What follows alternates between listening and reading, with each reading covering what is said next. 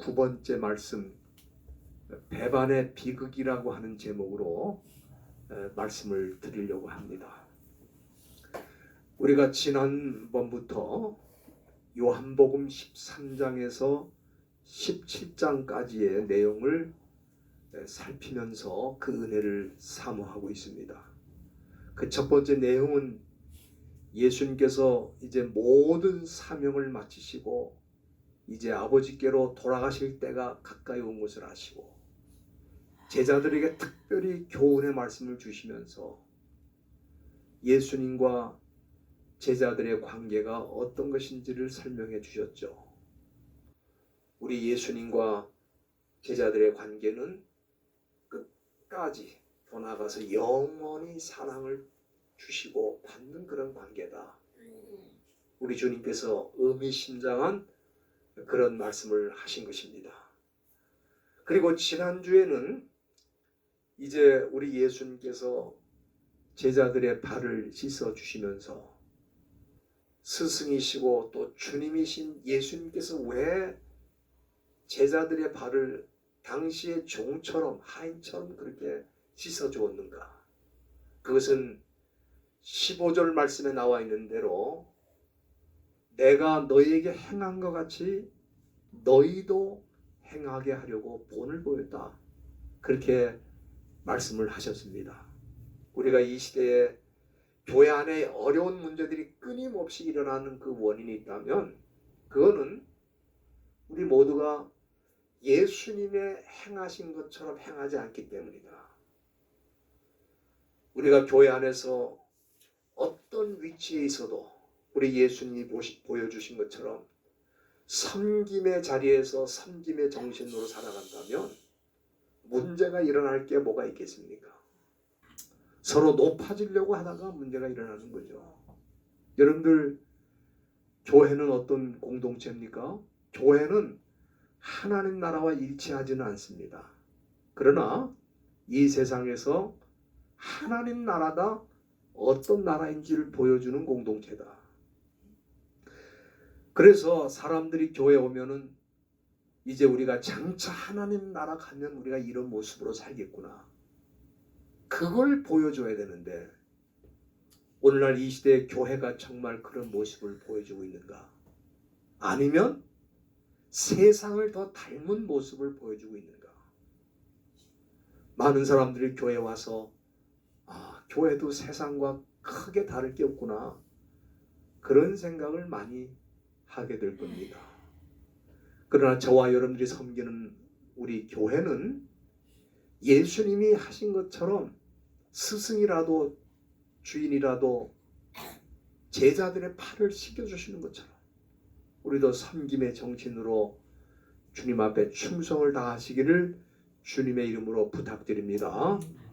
오늘은 지난주에 잠깐 살펴보았습니다마는 예수님이 시편 41편 9절 말씀을 인용하셨잖아요. 그 말씀을 보면은 나의 신뢰하는 바 내 떡을 먹던 가까운 친구가 나를 대적하며 그 발꿈치를 들었다. 이게 시편 41편 9절의 말씀이거든요.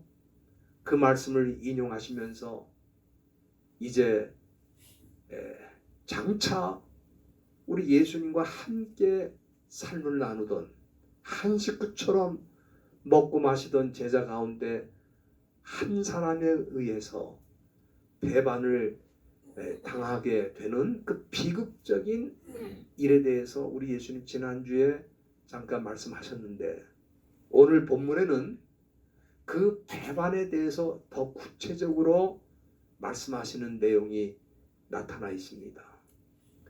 아마 이 세상에서 사람들이 배반당하는 것처럼 아프고 쓰린 그런 일은 없을 것입니다. 비즈니스맨들이 서로 배반을 하고 또 정치인들이 서로 배반하는 건 다반사고 정말 친한 친구라고 생각했는데 그 친구가 결정적인 순간에 배반을 하고 부부가 서로 배반을 하고 자식이 부모를 배반하고 부모가 자식을 배반하는 정말 이런 비극적인 일들이 이 세상 사람들이 사는 모습이 아닌가 생각이 됩니다. 그런 배반을 당한 사람들은 아무리 그걸 잊으려고 해도 일생 동안 상처로 남고 순간순간 그것을 떠올리며 고통을 받을 때가 너무 많습니다. 오늘 본문 24절 상반절에 보면은 사도 요한은 예수님이 이 말씀을 하시고 심령에 민망하셨다, 그런 표현을 쓰고 있습니다. 다시 말하면은 한 식구처럼 지나던 그런 제자 가운데 한 사람에 의해서 배반을 당하는 이 비극적인 사건을 앞에 두고 말씀하실 때 심령에 민망하셨다. 이 민망하다라는 말은 타라소라고 하는 헬라 말인데, 이거는 고통당하는 걸 뜻하는 것입니다. 아주 극심한 괴로움을 당하는 것을 의미하는 거예요. 예수님은 제자 가운데 한 사람이 배반하게 될 것을 바라보시면서 너무 깊이 괴로워하셨다는 사실을 이 말씀에 보여주는 것입니다. 그리고 21절 중간에 보면은 우리 주님이 다시 한번 말씀하십니다. 내가 진실로 진실로 너희에게 이르노니 너희 중 하나가 나를 팔 것이다. 나를 배반해서 팔 것이다. 여기 진실로란 말이 두 번 들어가 있잖아요. 아멘이란 단어입니다. 헬라 말로. 두 번 들어가는 건 뭐예요? 강조의 의미거든요. 그러니까 반드시 이 일은 일어난다. 일어나지 않았으면 좋겠는데 앞으로 반드시 일어날 것이다. 그걸 지금 말씀하시는 거예요. 그곳에 모인 제자들은 아마도 예수님과 함께 최후의 만찬을 나누고 있었을 것이라고 생각이 됩니다. 그러나 그들은 이것이 예수님과 함께 나누는 최후의 만찬이라는 것을 잘 모르고 있었죠. 그들은 예수님이 배반에 대해서 말씀하실 때 처음에는 아마 그런 생각을 했을 거예요. 이 일이 정말 일어날까? 의심을 했을 것입니다. 본문 22절에 보면은 그 말씀하실 때 제자들이 서로 보면서 누구에 대하여 말씀하시는지 의심하였다. 다시 말하면 우리 가운데 그런 일이 있을 수가 없는데 그런 생각을 한 것이다. 그렇게 볼 수 있겠습니다. 우리가 마태복음 26장에 보면은 22절에 그 같은 사건이 기록되어 있거든요. 우리 예수님께서 누군가 배반하실 것이라고 말씀하실 때 제자들이 각각 주여 나입니까? 그렇게 질문하는 내용이 나와 있어요. 여기 요한복음에는 기록이 되어 있지 않습니다만은 주여 납니까? 12명이 다 그렇게 얘기한 것 같아요. 주님 혹시 납니까? 그렇게 있을 수 없다는 것을 표현하는 그런 질문이라고 생각합니다. 베드로는 예수님이 이런 말씀을 지금 반복하셔서 하시는 걸 보고 아마도 그런 일이 일어날 수 있을 것이라고 생각을 조금 했던 것 같아요. 그런데 예수님 앞에 그 사람이 누굽니까? 좀 말해주세요. 그렇게 직접 물어볼 수가 없으니까. 예수님의 사랑을 가장 많이 받던 제자였던 사도 요한에게 이 고갯짓을 하면서 머리짓을 하면서 좀 예수님께 좀 물어봐라. 누군지 너는 주님께 물을 수 있지 않겠느냐. 아마 베드로는 사도 요한이라면 예수님께 물어보고 답을 얻을 수 있을 거다. 그렇게 생각을 했던 것 같아요. 결국 사도 요한은 본문 25절에 보면은 예수님의 가슴에 그대로 의지하여 그 당시 유대인의 그 식사 풍습입니다. 서로 기대고 대화도 나누고 먹기도 하고 그러는데 특별히 예수님의 사랑을 받는 요한은 예수님의 가슴에 기대면서 주님 그 사람이 누굽니까? 그렇게 질문했어요. 그때 우리 주님이 빵 한 조각을 찍어다가 주는 자가 바로 그 사람이다. 그러면서 가룟 유다에게 우리 예수님이 빵을 찍어다 줬어요. 그 순간 여기는 나와 있지 않습니다. 여러분들이 마태복음 26장 25절에 보면 가룟 유다가 랍비요, 납니까? 그렇게 묻는 질문이 기록되어 있어요. 그때 우리 예수님이 내가 말했다. 그 대답을 했어요. 여러분들 한번 생각해 보십시오. 만일 바로 이 순간 가룟 유다가 예수님의 하신 말씀을 듣고 양심의 가책을 느꼈거나 예수님이 이 모든 것을 이미 잘 알고 계시는구나 이렇게 판단하고 주님 내가 순간적으로 잘못 생각했습니다. 나를 용서해 주세요. 그렇게 회개를 했다면 아마 이 사람은 일평생 예수님의 제자로 살 수 있는 기회가 있었을 거예요. 그러나 가룟 유다는 어떻게 했습니까? 나는 그런 사람이 아닌 것처럼 그렇게 행동을 하면서 뻔뻔하게 혹시 납니까? 이렇게 물었을 때에 본문 27절 보세요. 어떻게 했습니까? 사단이 그 속에 들어갔다 그랬어요. 사탄이 그 속에 들어갔다. 여러분들 사탄은 누구를 좋아합니까?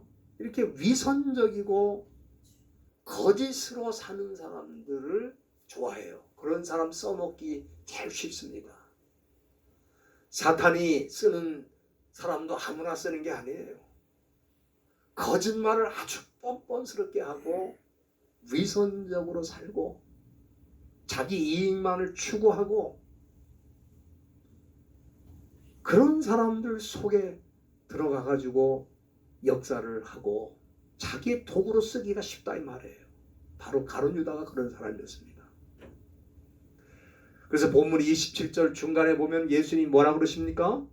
내 하는 일을 속히 해라. 너무 지체하지 말고 속히 해라. 네가 나를 배반하고 이제 나를 팔아넘기려고 하는데 그 일을 빨리 해라. 그렇게 말씀하셨어요.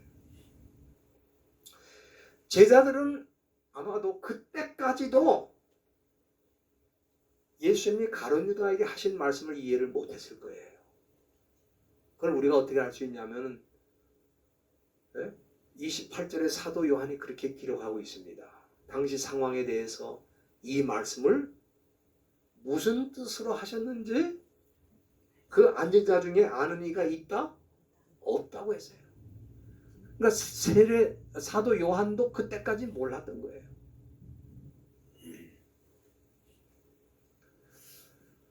그래서 예수님이 가룟 유다에게 내 하는 일을 네가 하고자 하는 일을 속히 하라고 했을 때 이걸 어떻게 이해를 했습니까? 29절 보세요. 어떤 이들은 유다가 돈꾀를 맡았으므로 회개를 했다 이거죠. 가장 똑똑한 사람이니까 회개 업무를 봤어요. 그러니까 우리 예수님이 네가 해야 될 일을 속히 하라고 했을 때에 아마 나가서 명절에 당시 6월절이었거든요. 명절에 쓸 물건을 사오라고 하신 건가? 아니면 가난한 자들에게 무엇을 주라고 하신 건가? 왜냐하면 가룟 유다는 늘 입만 열 때 열기만 하면 가난한 사람을 생각하는 사람처럼 말했거든요. 그러니까 네가 할 일을 하라 그랬으니까 가난한 사람들을 도울 수 있도록 물건을 사갖고 구제를 하라고 하신 건가? 제자들이 다 그렇게 생각을 했던 거예요. 가룟 유다가 배반할 거라고는 꿈에도 생각을 안 한 겁니다. 여러분들 참 이런 비극적인 일이 예수님의 12 제자 가운데 한 사람의 손에 의해서 진행되고 있었다. 그러니까 이 시대에 얼마든지 교회 공동체, 교회 일꾼, 주님을 사랑한다고 하는 사람들, 그런 사람들 사이에서도 주님을 배반하는 일이 있을 수 있다 하는 것을 우리 주님께서 보여주셨다 저는 생각을 합니다. 다른 제자들은 정말 가룟 유다가 배반할 거라는 꿈에도 생각을 못하고 그렇게 지내온 걸 보면은 가룟 유다가 얼마나 은밀하게 이 일을 진행했는지 우리는 상상할 수 있을 것입니다. 근데 우리 예수님께서 이제 네가 하려고 하는 일을 하라고 하니까 오늘 본문 30절에 보세요. 가룟 유다가 그 조각을 받고 빵 조각을 받고 곧 나갔다. 이제 예수님의 말씀을 따라서 일생을 살아야 하는 제자가 사탄이 시키는 대로 움직이고 행동하는 모습을 여기 보여주고 있는 것입니다. 그렇다면은 가룟 유다가 예수님을 이렇게 배반하고 실패한 인생을 살게 된 원인이 뭔가? 저는 가룟 유다가 처음부터 나쁜 사람은 아니었을 것이라고 생각합니다. 왜냐하면 그렇지 않았다면 그 사람이 왜 예수님을 따라다니겠어요? 또 조금 따라다니다가 이게 아니구나. 그리고 나는 갑니다. 그러고 갔을 거예요.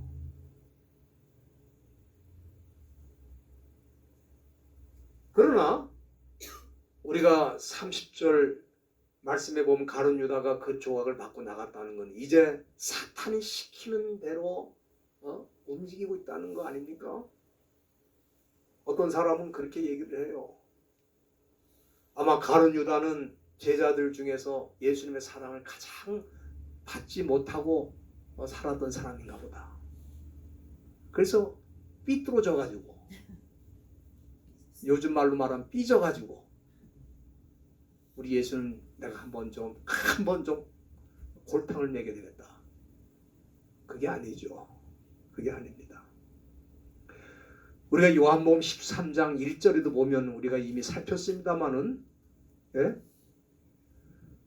우리 예수님께서는 끝까지 사랑하셨다고 그러세요.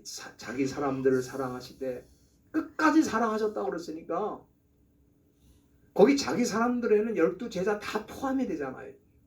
그를 따르는 모든 사람들을 다 포함하고 있다고 봅니다. 가룟 유다도 예외는 아니겠죠. 예수님의 사랑을 받던 사람이에요. 그런데 13장 2절에 보면은 마귀가 벌써 시몬의 아들 가룟 유다의 마음에 예수를 팔려는 생각을 넣었다 그랬어요. 저는 그렇게 생각합니다. 누구라도 사탄의 유혹을 받을 수 있어요. 그렇지 않습니까? 아담과 하와도 사탄의 유혹을 받고 하나님이 금하신 열매를 따먹었고 예수님의 수제자 베드로도 그 사탄의 유혹을 받았고 예수님에게도 3번씩 찾아와서 마귀가 시험을 했습니다. 여기 지금 가룟 유다도 예외는 아닙니다. 누구든지 그런 가능성이 있어요. 오히려 사탄은 그저 마구잡이로 사는 사람들은 그냥 내버려 두죠. 왜? 그건 가만 놔도 자기 편이잖아요. 그러나 주님을 좀 믿는다, 좀 섬긴다, 뭔가 직분을 받고 나도 뭘 좀 하고 있다, 이런 사람을 건드리는 거예요. 가룟 유다도 예수님의 제자로서 언제든지 주님이 하시는 일을 다 받고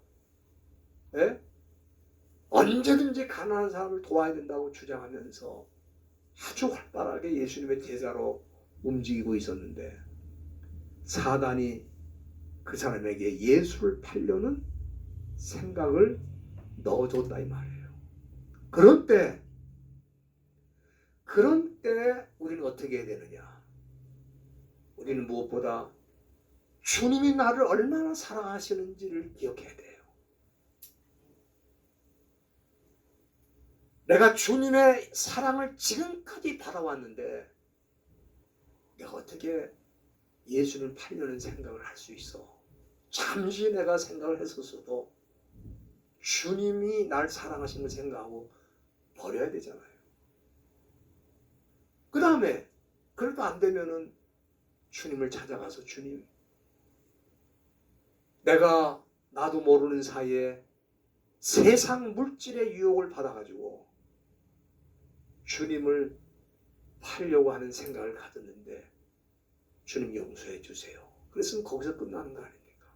그런데 어떻게 했어요? 여러분들 누가복음 22장 4절 한번 보시기 바랍니다. 이게 사단이 우리에게 유혹할 때에 우리가 어떻게 해야 될지 지혜를 얻을 수 있는 귀한 말씀이에요. 누가복음 22장 4절에 보면은 가룟 유다가 이런 생각이 들었을 때 사단이 와서 그런 생각을 심었잖아요. 네가 예수를 팔면 너 엄청난 돈을 받을 수 있을 거야. 그런데 그 순간 예수님을 찾지 않고 누구를 찾아갔어요? 오히려 예수님을 죽이려고 하는 세력, 대제사장들과 군인들을 찾아가가지고 그들과 함께 의논을 했어요. 무슨 의논을 했습니까? 예수를 넘겨줄 방법을 찾는 의논을 하고, 그리고 예수를 넘겨주고 돈을 받기로 결정하고, 그때부터는 어떻게 합니까? 예수를 팔아 넘기려는 기회를 찾았다 이거예요. 여러분, 사탄은 사람들을 잘 알고 있습니다. 사람들을 어떻게 요리할지 너무 잘 알고 있어요. 사탄이 사람들을 유혹해서 넘어뜨리는 첫 번째 단계는 부정적인 생각을 넣는 거예요. 생각을 잘못 넣어주는, 생각을 잘못하도록 하는 거예요. 네? 예수님이 그렇게 사랑하셨는데도 예수님 너는 사랑하지 않아. 예수님 너를 버렸어. 부정적인 생각을 하게 만들어요. 그리고 이 부정적인 생각이 일어날 때 그걸 떨치기 위해서 예수님께로 가서 내가 이런 생각을 가지고 있는데 주님 용서해 주세요. 그랬으면 그 사람이 그 유혹을 벗어날 텐데 어떻게 했어요? 그 다음엔 사탄이 가룟 유다를 어떻게 시킵니까? 자기 생각을 동조하고 지지할 수 있는 사람들 찾아가도록 만드는 거예요. 가룟 유다가 그런 사람이었어요. 내가 이런 생각을 했는데 이 생각을 누가 지지하고 누가 이 생각을 찬성할까? 대제사장 아닙니까? 자기가 따라다니면 다 봤는데 대제사장 종교 지도자들은 어떻게든지 예수님을 죽이려고 음모를 짜고 생각하는 사람들이니까 이 사람들을 찾아가야 되겠다. 거기 가서 의논을 한 거예요. 여러분들, 저와 여러분들이 혹시 이 세상 사는 동안에 부정적인 생각, 회의적인 생각, 잘못된 생각이 들어올 때 그 생각을 지지하는 사람을 찾아가면 안 돼요. 지금 요즘 사탄이 어떻게 하는지 아십니까? 지금 이 시대는 제5의 전쟁 시대라고 그래요. 여러분, 제5의 전쟁이라는 말 들어보셨어요? The fifth generation of war. 제5의 전쟁이라는 용어가 있어요. 그게 뭐냐면 이 전쟁의 특징은 옛날에 기존의 전쟁들은 적이 있잖아요. 적. 대한민국의 주적은 북한 사람들이 아니라 북한 공산당이 주적이라고. 적이 이렇게 분명히 있어요. 근데 제5의 전쟁은 뭐냐? 적이 없어요, 따로. 적이 누구냐? 누구나 적이 될 수 있는 거야. 가족의 식구들이 적이 될 수 있고 형제들이 적이 될 수 있고 누구나 적이 되는 거예요. 그 누구나 적으로 만드는 일이 누가 하느냐? 그 배후에 사탄이 있는 거죠. 그래서 심지어 자녀들이 부모를 적으로 생각해가지고 부모가 나를 좋아하지도 않는 것 같고 사랑해주지도 않는 것 같고 내가 원하는 걸 해주지도 않는 것 같고, 그런데 가만 보니까 자기가 잘못했다고 부모님이 야단을 치니까 어떻게 합니까? 지금 부모하고 자녀들이 전쟁이 생긴 거예요. 그거 어떻게 해요? 그 전쟁이 생겼을 때 자녀들이 누구를 찾아갑니까? 소셜 네트워크에 찾아가가지고 지금 우리 부모가 나를 이렇게 괴롭히고 나에게 욕하고 나를 이렇게 야단치고 학대한다. 그러면은 그냥 벌떼같이 부모한테 그렇게 당했다, 나도 당했다, 너 그럴 땐 이렇게 해야 돼, 경찰에 대 고발해야 돼, 너 아동 학대죄야. 이러면서 자기 의견을 동조해주는 세력이 그냥 확 늘어나는 거야. 그럴 때 부모를 찾아가서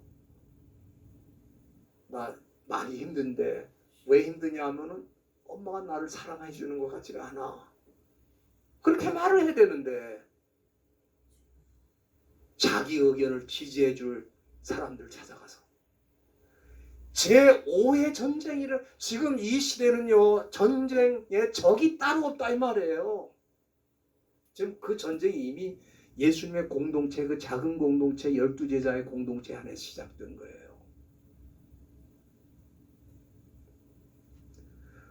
우리는 오늘 본문을 통해서 누구나 예수님을 배반할 수 있으며 악한 생각이 들어올 때 우리가 해야 될 일은 먼저 주님을 찾아가서 의논하는 것이다. 기도하면서 내게 이런 악한 생각이 들어왔는데 어떻게 하면 좋겠습니까? 그렇게 하지 않으면 사단이 그 사람을 이용해가지고 결과적으로 주님을 배반하게 하고 수많은 사람들 적으로 만들고 비참한 인생을 살게 되고 최후를 마치게 된다 이거예요. 그거는 사는 길이 아니고 죽는 길입니다. 저와 여러분들은 세상에 유혹이 찾아올 때 가장 먼저 주님께 나아가 말씀드리고 주님의 말씀으로 승리하시기를 주의 이름으로 부탁드립니다. 이것이 유혹을 이기고 승리하는 길이고 저와 여러분들이 주님의 제자로서 가야 될 길이다. 베드로가 그렇게 했잖아요. 결국 주님께 엎드려 회개할 때 하나님이 주신 기회를 다시 얻어가지고 교회를 세우는 중요한 역할을 했습니다. 저와 여러분들이 남은 인생 그렇게 사실 수 있기를 주님의 이름으로 부탁드립니다. 기도하시겠습니다.